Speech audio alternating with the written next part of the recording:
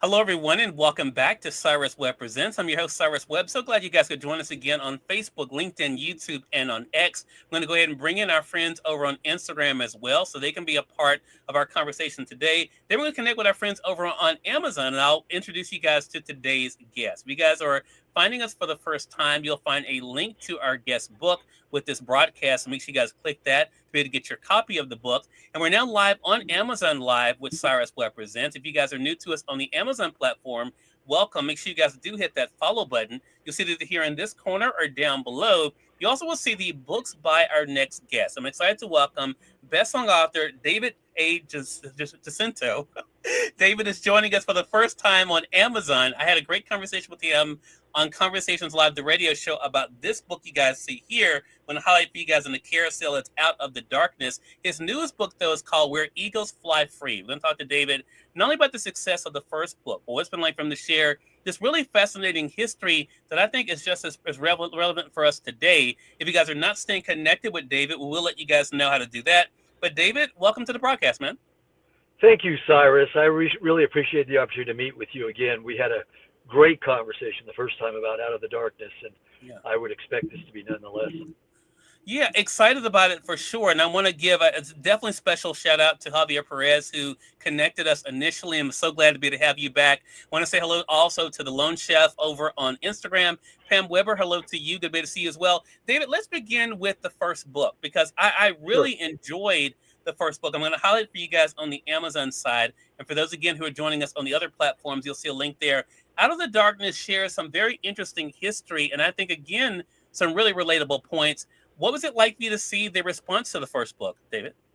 Well, I've enjoyed it, of course. It was very successful. It won a number of awards, including the prestigious New York City Book Award for the Best Historical Fiction of 2024, which I was thrilled Hmm. to see. When you write something like this that's from the heart and you're passionate about, you never quite know how the public are going to receive it, how your fellow readers might think of it when they read it.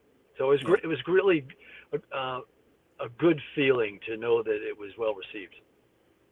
I should mention before we go any further, David, the name of this series is called the Courageous Series, which is a great name. Did you come up with the name for the series after writing the first book? Or was that kind of the theme that led you into the writing of the first book?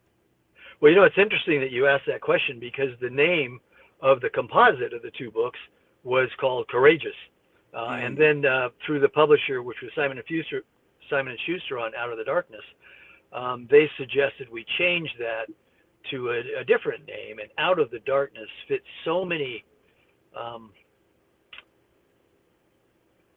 so many bits and pieces of this book that it just seemed to fall in place. Of course, it's about a young child who's 7 years old who goes into the mine thinking it's going to be a wonderful experience because his father, grandfather, and great grandfather had done it before him. But his mom, who's very educated, ironically enough, and educated Thomas so he could read and write and do his math at age 7, was not at all happy about her son going into the mine for the first time, and she wanted bigger and better things for him. So, Out of the Darkness plays on a number of themes when he actually comes out of the mine and his mind comes out of the darkness and his experiences in England and beyond come out of the darkness. yeah, yeah. One thing that came out of the darkness and also Where Eagles Fly Free is the theme of not only hard work, but also family and faith. Those are, two ingredients or three ingredients even that both of these books kind of have at their bedrock. Was that part of the theme that you knew would be a part of this, David, as you were writing, not only the idea of family, but also the importance of working for what you want and having that faith to guide you? Absolutely, you're right on, sir, Cyrus. Uh, if you notice the list of items that this book covers, both books, the first couple are family and um, faith, and then comes adventure and achievement and accomplishment and intrigue and love and emotion and those kinds of experiences. But family is a core value that runs through both books and makes it possible for someone like Thomas, who might have otherwise been a coal miner his whole life, but for a mother who dedicated her entire life to family, make a difference. As a matter of fact, at the beginning of the first or the second book, you see Martha, after having dedicated her whole life to her family, watch her family get on that brigantine sailing ship and head to America, knowing that she would never again see her family again. She elects to give all her money to her family and stay home with her ailing husband, who is dying of black lung. And the rest of her family goes on to achieve great things. And it's not just Thomas who achieves great things, but she has a son who becomes a journalist in the United States. She has a son who becomes a man of faith and someone who.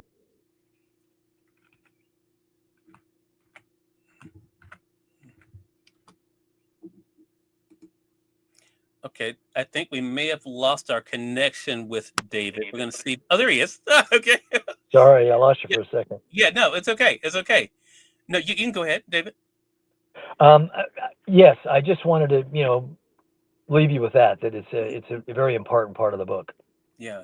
Hello to you, Tamika. Good to be able to see you over there on Facebook. Glad you could be able to join us. And for those of you who are coming in, I see you guys over on YouTube as well as on X. If you guys are coming in late, don't worry. The replay will be available.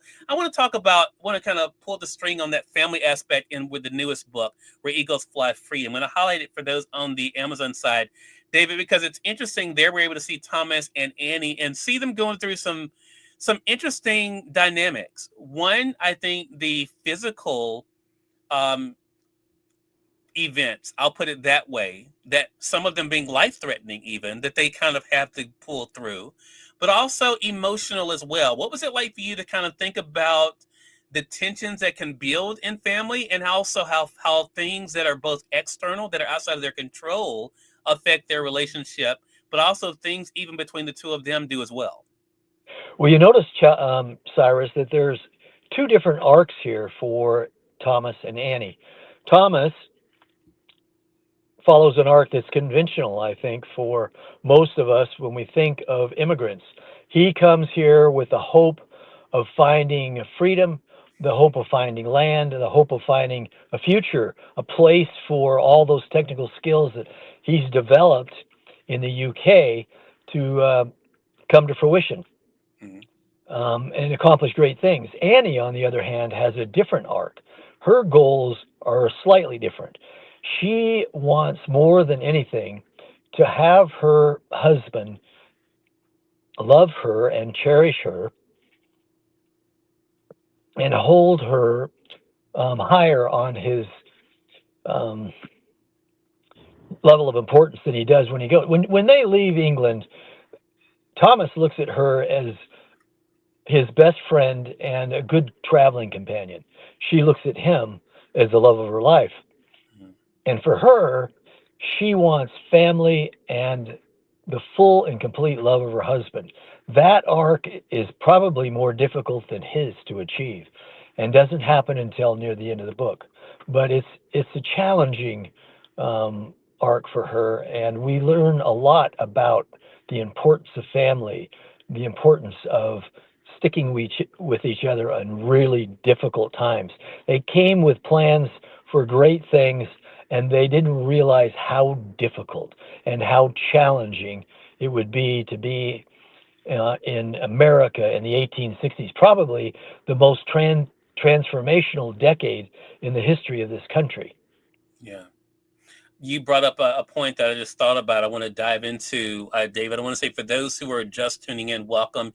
You're watching Cyrus Webb Presents here on Amazon Live. We're simulcasting on Facebook, LinkedIn, YouTube, X, and on Instagram. We're speaking with best-selling author David A. Jacinto today. We're talking with him about his series, a courageous series. His first book, you guys can see here. It's Out of the Darkness. I'm going to highlight it for you guys on the Amazon side. But his newest book is called Where Eagles Fly Free. And the point I wanted to make, David, based on what you just said, is both of these books, the titles definitely have double meanings. Yes, for Tom out of the darkness could be something literal, but also we know it's something figurative for him and the characters too. Same is definitely true for where eagles fly free. It can have a literal meaning there, but also there is that connotation of their journey of what's keeping them stuck, and maybe even having them be stagnant, and how they're able to be able to move.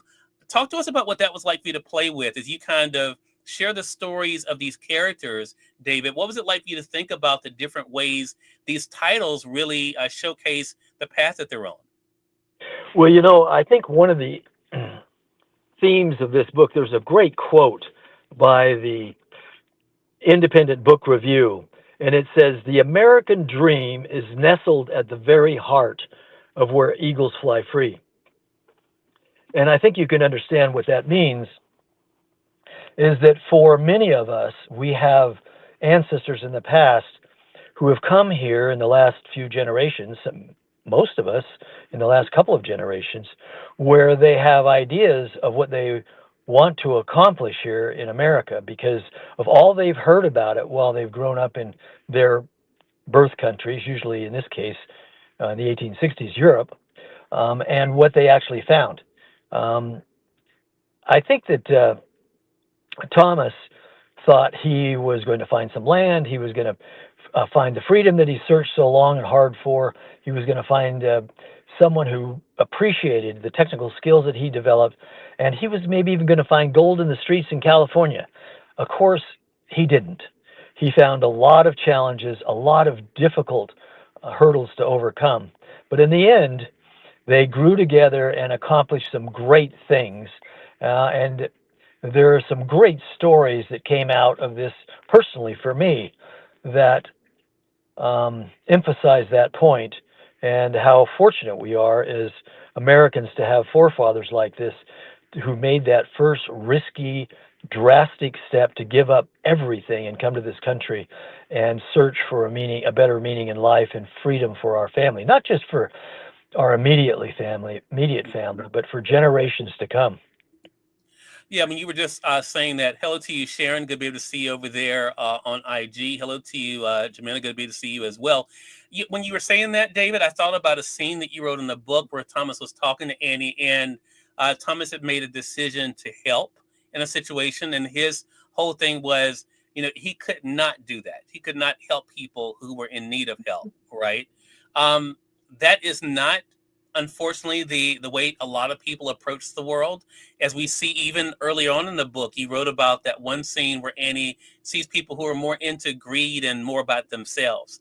What was it like for you to show the contrast, that not only the appreciation that Thomas had for the opportunity he had, but also his willingness to want to help other people, David? Well, Annie from the beginning is one of those self-sacrificing women who does tremendous things for people around her. And it's a little confusing for Thomas to begin with because he's a bit selfish to begin with.